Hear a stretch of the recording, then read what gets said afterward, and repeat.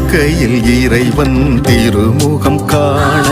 இயற்கையை காத்திட தளராது உழைக்க